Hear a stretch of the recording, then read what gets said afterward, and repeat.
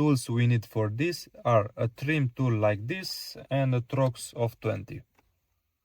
Now, using the trim tool, we start by removing this plastic part, starting from here.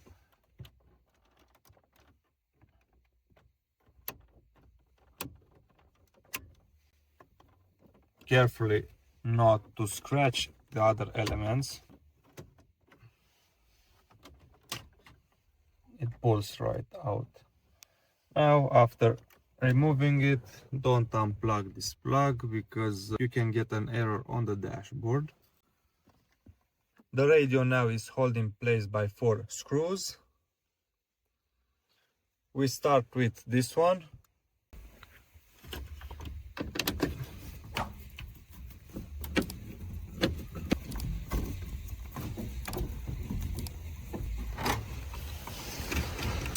After extracting all 4 screws, we just have to pull the radio out and locate the serial number. In this case, we have a label on top and another one in the right here. Our serial number is on this label. It starts with VWZ, and that's the one we will use to generate our code on radiocodegenerator.com.